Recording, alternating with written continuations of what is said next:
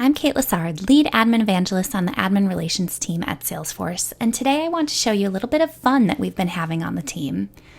As we've been working with Agentforce and our awesome admins, we've been trying to scale up and think of fun agents that can be built in an afternoon with the goal of learning and increasing our Agentforce skill set. So we all know that our Salesforce admins are superheroes that are often referred to as the wizards behind the scenes. So I built out an org wizard to bring a little of that magic into Agentforce. I'm going to start up and set up, and in my quick find, I'm going to just type agents and open up Agentforce agents.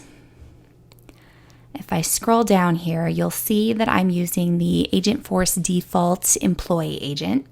I chose this because my org wizard is designed to be used internally for admins and Salesforce users performing org-specific tasks.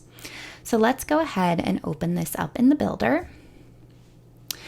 And when I open the agent, you'll see that I've created a new topic called Org Wizard. And this topic has both standard and custom actions included. So we have some of our standard actions and then prompt, builder, template, response, a couple custom actions in here as well. So if I go back to the topic, we can go ahead and test this out. I'm going to add into the chat. Oh, powerful org wizard, run a duplication hex on contacts. All right, I'm going to close out this topic here so that we can see a little bit better.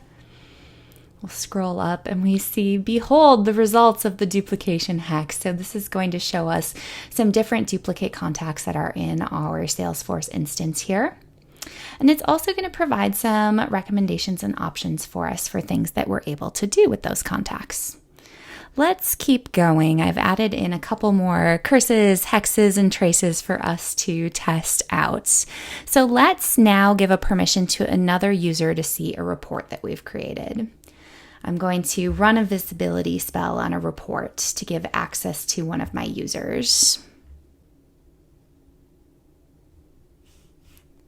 All right, it is going to let me know that my visibility spell has been successfully cast, and it's granting access to that report to my user.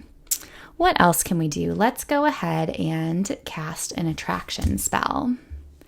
Now, this is designed to show new opportunities that are created in my org. You could also do this for leads, but I don't have leads really working well in this org. I'm using opportunities and contacts rather than leads.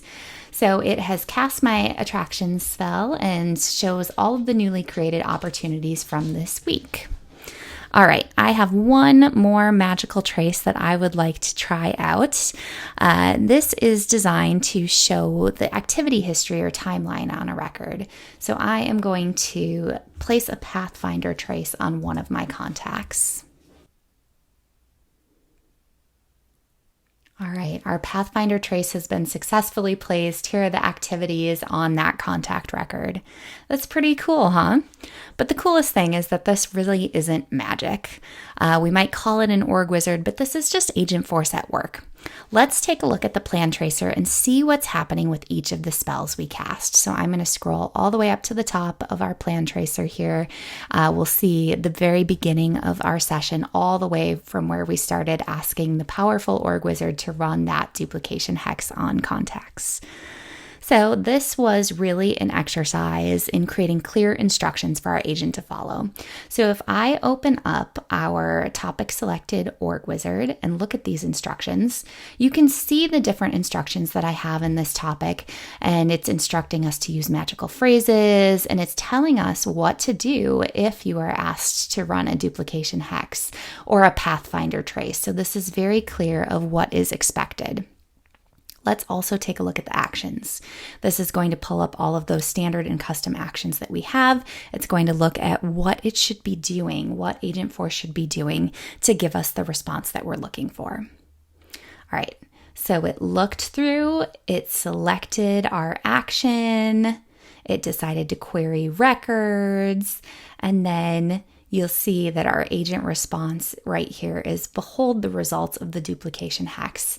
And then it provides us those duplicate contacts that it found in the system. Pretty cool.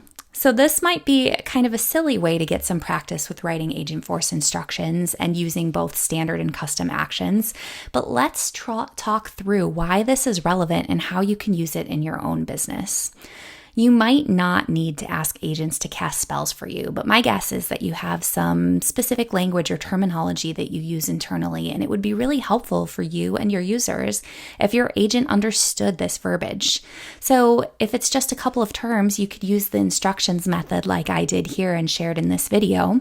But if your terminology is limited to specific objects or metadata, you could also use something like a prompt builder template to define the response role, definitions, and the interpretation you'd like and leverage them via custom actions. And if you have a whole glossary of terms and abbreviations, you can use data libraries and reg to educate your agent. I hope you had fun practicing your instruction writing skills with me and that you can put this to use in your own Salesforce instance. Let us know in the comments what types of terms or definitions it would be helpful for your agent to know so it can become part of your own organizational culture.